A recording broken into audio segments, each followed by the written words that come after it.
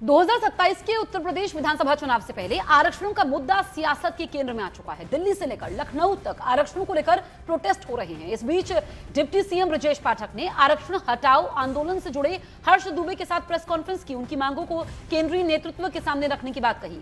इसके बाद समाजवादी पार्टी अध्यक्ष अखिलेश यादव ने सोशल मीडिया पर पोस्ट कर बीजेपी और सत्ता पक्ष पर निशाना साधा।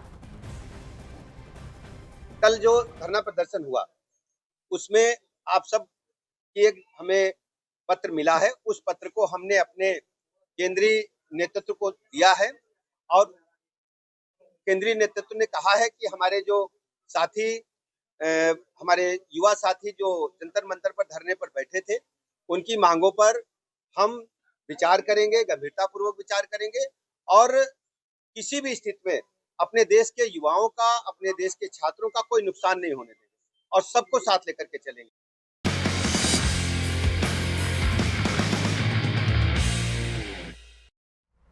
और आरक्षण सुधार के मुद्दे पर समाजवादी पार्टी के अध्यक्ष अखिलेश यादव ने बीजेपी पर निशाना साधा।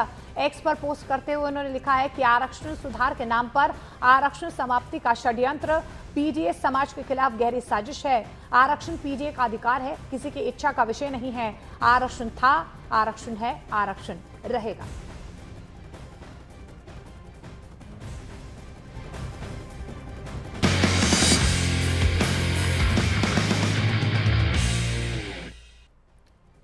और अखिलेश यादव के बयान के बाद योगी सरकार के मंत्री अब अखिलेश यादव को आरक्षण के मुद्दे पर घेरने लगे हैं। अखिलेश यादव से सवाल पूछने लगे हैं कि जब पार्लियामेंट में प्रमोशन में आरक्षण बिल लाया गया था तब समाजवादी पार्टी सांसदों ने बिल को क्यों फाड़ दिया था।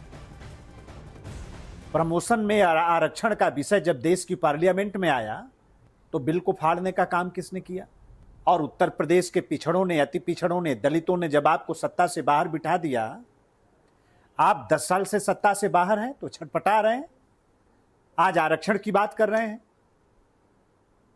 4 बार आपकी सरकार रही और पिछड़े वर्ग के आरक्षण की सारी मलाई खा गए आप। जो लोग आज सत्ता को पाने के लिए केवल वोट लेने के लिए देश की जनता को कितना झूठ और असत्य परोस रहे हैं, इससे बाज आए।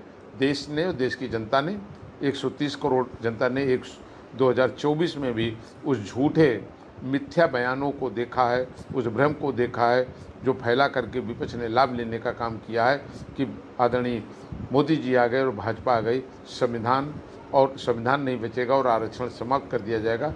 उसी देश ने ये देखा, उसी संविधान का, उसी आरक्षण का सम्मान अगर किसी ने किया तो भारतीय जनता पार्टी और आदरणीय मोदी जी ने किया।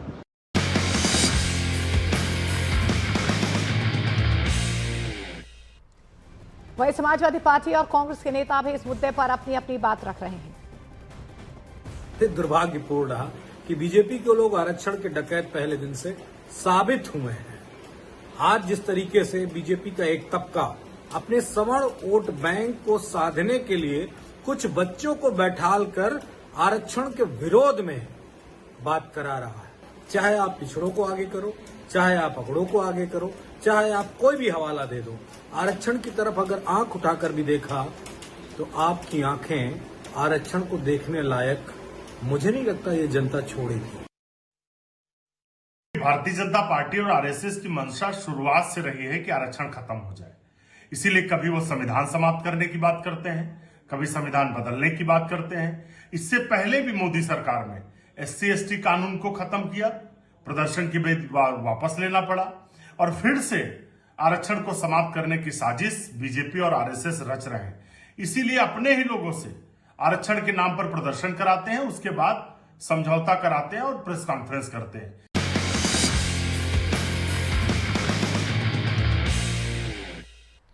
और जंतर मंतर पर जाति आधारित आरक्षण के खिलाफ हो रहे विरोध प्रदर्शन पर आजाद समाज पार्टी के अध्यक्ष चंद्रशेखर आजाद का भी बयान सामने आया।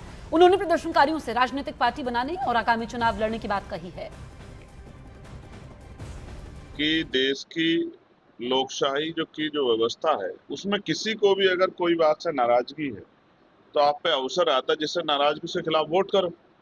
और अगर कोई चाहता है कि इस तरह का कोई कानून बन जाए और आंदोलन से काम नहीं चल रहा तो अपने दल बना ले, दल बना के लोकसभा विधानसभा में आ जाए। जो साथी आंदोलन कर रहे हैं, मेरी उनको राय है कि वो सब लोग अपना दल बनाए और दल बना के आगामी लोकसभा चुनाव में, विधानसभा चुनाव में पार्टिसिपेट करें, अपना संख्या बल बना लें, उनका बहुमत हो जाएगा, बहुमत बना के वो कोई भी कानून पास कर दें।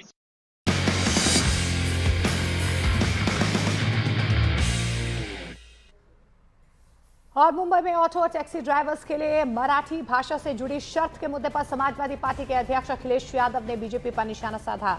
अखिलेश यादव ने कहा कि हर राज्य की मातृभाषा का सम्मान और उत्थान होना चाहिए, लेकिन किसी भी भाषा का राजनीतिकरण नहीं होना चाहिए।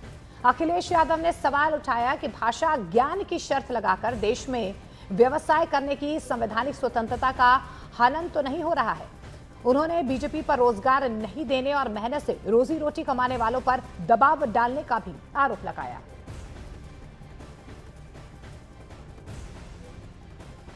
अखिलेश यादव के एक बयान ने पश्चिमी उत्तर प्रदेश की सियासत में नया तूफान खड़ा कर दिया है। जयंत चौधरी ने चवन्नी वाले तंज पर पलटवार किया है। जाट समाज को लेकर दिए बयान पर आरएलडी मुखर है, बीजेपी भी अखिलेश पर हमलावर है। सवाल है, बयान से बड़ी ये तल्खी कितनी दूर जाएगी?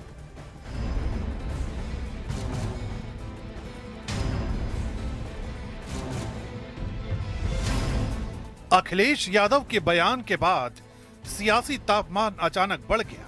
निशाने पर आए जयंत चौधरी ने पलटवार में सिर्फ व्यक्तिगत टिप्पणी का जवाब नहीं दिया, बल्कि जाट समाज को लेकर कही गई बात पर भी सवाल खड़े किए। जयंत ने साफ कहा, राजनीतिक विरोध अपनी जगह है, लेकिन पूरे समाज को निशाना बनाना कबूल नहीं। सियासत की लड़ाई में कुछ सस्ते शब्द बोलने ही थे तो मेरा नाम लेकर बोल देते, कोई बात नहीं थी।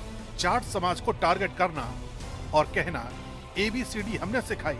मैं इस अहंकार को देख चुका हूं करीब से और मानता हूं ऐसा आचरण सिर्फ पतन लाता है।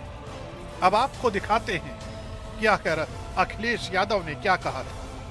जाने कहां से आ गए थे गठबंधन वाले। हम लोगों ने चवन्नी का रुपया बना दिया, तब भी हमें छोड़ के चले गए। जाने कहां से आ गए थे गठबंधन वाले। हम लोगों ने चवन्नी का रुपया बना दिया, तब भी हमें छोड़ के चले गए।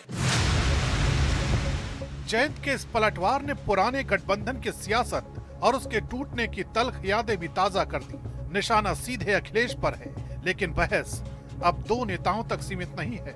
अखिलेश के विरोधियों ने उनके खिलाफ मोर्चा खोल दिया। आपने उसको कह दिया चवन्नी।